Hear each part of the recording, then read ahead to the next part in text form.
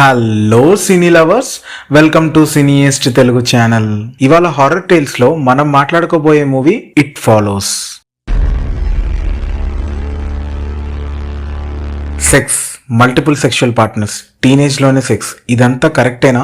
ఇది కరెక్టో రాంగో నేను చెప్పలేను, కానీ బట్ ఒకటి మాత్రం చెప్తాను, ఇది వాళ్ళ ఇండివిజువల్ మెంటాలిటీస్ అండ్ ఒపీనియన్స్ పైన ఆధారపడి ఉంటుంది. బట్ ఇలా ఒక అమ్మాయి తన టీనేజ్ లో ఒక స్ట్రేంజర్ తో సెక్స్ చేయడం వల్ల చావు తనని వెంటాడుతుందని ఊహించి ఉండదు. ఆ అమ్మాయి స్టోరీనే ఈ ఇట్ ఫాలోస్ మూవీ. ఇంకా వీడియోలోకి వెళ్లే ముందు మా ఈ సినీయెస్ట్ తెలుగు ఛానల్ అయితే సబ్స్క్రైబ్ చేసుకోండి. ఒకవేళ ఆల్రెడీ సబ్స్క్రైబ్ చేసుకున్నట్టయితే బెల్ ఐకాన్ ఆన్ లో పెట్టుకోవడం మర్చిపోకండి గైస్. ఈ ఇట్ ఫాలోస్ మూవీని డైరెక్ట్ చేసింది డేవిడ్ రాబర్ట్ మిచెల్. దీని రోటెన్ టొమాటో స్కోర్ వచ్చేసి 95% అండ్ IMDb రేటింగ్ వచ్చేసి 6.8/10. ఇక ఈ ఇట్ ఫాలోస్ రివ్యూ గురించి మాట్లాడితే నాకైతే ఈ మూవీ నచ్చింది గైస్. ఇది ఒక సోషల్ సెటారికల్ హారర్ మూవీ అని చెప్పొచ్చు. దీని మెయిన్ టార్గెట్ టీనేజర్స్ అండ్ యూతే. ఈ మూవీ ప్లాట్ లైన్ డిస్కస్ చేస్తే జే అనే ఒక టీనేజ్ అమ్మాయి జెఫ్ అనే వాడితో డేట్ కి వెళ్లి ఇంటిమేట్ అవుతుంది. ఆ తర్వాత వాడు ఆమెను ఒక దగ్గర కట్టేసి ఆమెకు ఒక శాపాన్ని అంటించానని చెప్తాడు. ఆ శాపం ఏంటో, దాని పరిణామాలు ఏంటో నెక్స్ట్ డీటెయిల్ డిస్కషన్ లో డిస్కస్ చేద్దాం. సో ఇది ఈ movie plot line. Acting performances and direction అయితే యాప్ట్ ఉంటాయి గైస్. మూవీ థ్రిల్లింగ్ గానే నడుస్తూ ఉంటుంది. నెక్స్ట్ ఏం అవ్వబోతుందని క్యూరియాసిటీ మన మైండ్స్ లో తిరుగుతూ ఉంటుంది. నెక్స్ట్ స్పాయిలర్ కంటెంట్ ఉంటుంది కాబట్టి మీరు ఈ మూవీ చూడాలనుకుంటే ఈ వీడియోని ఇక్కడే ఆపేసి మూవీ అయితే చూసేయండి గైస్. ఇంకా ఈ ఇట్ ఫాలోస్ గురించి డీటెయిల్డ్ గా డిస్కస్ చేద్దామా? Let's get in to the video. Movie starting లో ఒక అమ్మాయి వాళ్ళ ఇంట్లో నుంచి భయపడుతూ బయటికి వస్తుంది అండ్ వాళ్ళ నాన్న ఏమైంది నీకు అని వరీ అవుతుండగా మళ్ళీ ఇంటి లోపలికి వెళ్లి బయటికి వచ్చి కార్ వేసుకొని బీచ్ కి వెళ్లి అక్కడే కూర్చొని తన పేరెంట్స్ తో ఏడుస్తూ మాట్లాడుతుంది. కట్ చేస్తే ఆ నెక్స్ట్ సీన్ లో ఆమె చాలా బ్రూటల్ గా మర్డర్ అయి ఉంటుంది. ఇక్కడ సీన్ కట్ అయ్యి యాక్చువల్ స్టోరీలోకి వస్తాం. యాక్చువల్ స్టోరీలో జే అనే ఒక అమ్మాయి వాళ్ళ స్విమ్మింగ్ పూల్ లో స్విమ్ చేస్తుండగా ఆమె ఫ్రెండ్ వచ్చి మూవీ ప్రపోజల్ ఇస్తుంది. దానికి తను ఐఎమ్ సారీ, ఈ రోజు నేను డేట్ కి వెళ్తున్నానని చెప్తుంది. ఇక స్విమ్ చేసి ఇంట్లోకి వస్తుంది. ఇంట్లో తన వేరే ఫ్రెండ్స్ ఉంటారు. అందులో పాల్ అనే పర్సన్ కి జే అంటే ఇంట్రెస్ట్ ఉన్నట్టుంది. ఇంకా జే జెఫ్ అనే పర్సన్ తో డేట్ కి వెళ్తుంది. ఇద్దరు ఒక కాన్సర్ట్ కి వెళ్తారు. అక్కడ వాళ్ళు ఒక గేమ్ ఆడతారు. ఆ గేమ్ ఏంటంటే క్రౌడ్ లో నుంచి ఒకరు ఇద్దరిని సెలెక్ట్ చేసుకోవాలి అండ్ ఆ సెలెక్ట్ చేసుకున్న వాళ్ళు ఎవరో మరొకరు గెస్ చేయాలి. అలా గేమ్ ఆడుతూ ఉంటే జే ఇద్దరిని సెలెక్ట్ చేసుకుంటుంది అండ్ జెఫ్ గెస్ చేసే ప్రాసెస్ లో ఆ వెనకాల ఎల్లో డ్రెస్ అమ్మాయా అని అడుగుతాడు. దానికి జే నాకు అక్కడ ఎవరు కనిపించట్లేదే అని అంటుంది. అలా అనగానే జెఫ్ జేని తీసుకొని అక్కడి నుంచి కంగారుగా బయటపడతాడు. నెక్స్ట్ డే మళ్ళీ వాడితో బయటికి వెళ్లి ఇంటిమేట్ అవుతుంది. ఆ తర్వాత ఆమె పరధ్యానంలో ఉన్న టైంలో వాడు ఆమెను అన్కాన్షియస్ చేసి ఒక దగ్గర కట్టేసి తనకి వాడు ఇచ్చిన శాపం గురించి చెప్తాడు. వాడితో ఇంటిమేట్ అయినందుకు ఎవరో ఒకరు ఆమెను ఫాలో అయ్యి ఆమెను చంపేస్తారు అని చెప్తాడు. ఒకవేళ ఆమె చేస్తే మళ్ళీ వాడిని ఫాలో అవడం స్టార్ట్ చేస్తారు. సో ఆమెను జాగ్రత్తగా ఉండు అని వార్న్ చేసి అక్కడి నుంచి పరారైపోతాడు. ఆ తర్వాత జై తన క్లాస్ రూమ్ లో క్లాస్ వింటున్న టైంలో విండోలోంచి బయటకు చూస్తే ఒక వైట్ గౌన్ వేసుకున్న ముసలావిడ తన వైపు రావడం చూస్తుంది.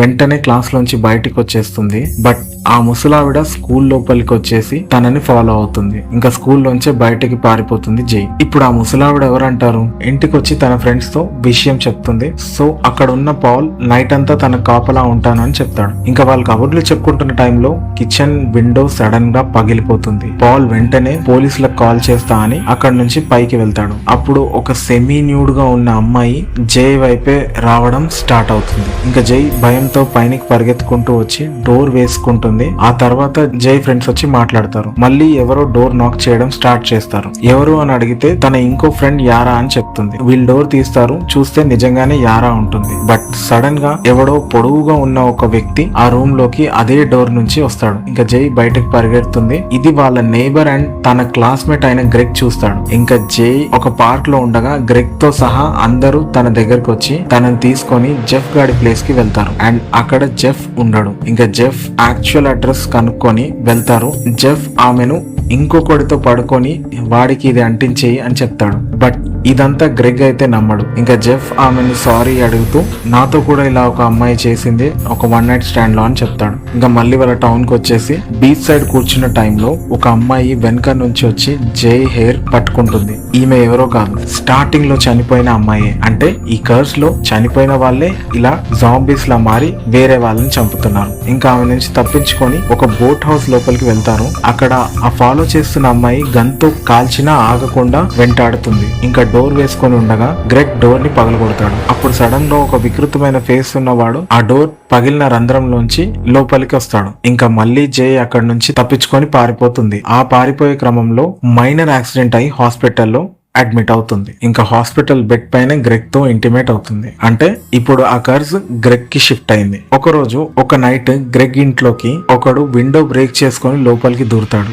ఇంకా జే వెంటనే గ్రెగ్ వాళ్ళ ఇంటికి వాడిని అలర్ట్ చేయడానికి వెళ్ళగా ఒక వైట్ గౌన్ వేసుకున్న లేడీ గ్రెగ్ ని చంపేస్తుంది. ఇంకా భయంతో అక్కడి నుంచి కార్ తీసుకొని జే దూరం వెళ్ళిపోతుంది. నెక్స్ట్ డే మార్నింగ్ ఇంటికి వస్తుంది. ఇంకా నెక్స్ట్ డే ఆమె తన ఫ్రెండ్స్ తో బయటికి వెళ్తుండగా ఒక నూడుగా ఉన్న పర్సన్ తన ఇంటి పెంకుల పైన నిల్చొని చూస్తుంటాడు. ఇంకా జే అండ్ ఫ్రెండ్స్ ఒక అబెండాన్ సిటీలో ఇండోర్ స్విమ్మింగ్ పూల్ కి వస్తారు. ఇంకా జై స్విమ్మింగ్ చేస్తుంటే పూల్ లోనే ఉన్న టైంలో ఒక పర్సన్ వచ్చాడని తను వాళ్ళ ఫ్రెండ్స్ కి చెప్తుంది. వాళ్ళకి కనిపించాడు కాబట్టి ఆ పర్సన్ వైపు పాయింట్ చేయమంటారు. ఆ టైంలో ఆ జాంబీ పూల్ లోకి ఎంటర్ అవ్వకుండా బయట నుంచే జే పైన అటాక్ చేస్తుంటాడు. ఇంకా పాల్ వాడిని షూట్ చేస్తున్న టైంలో బై మిస్టేక్ గా బుల్లెట్ యారాకి తగులుతుంది.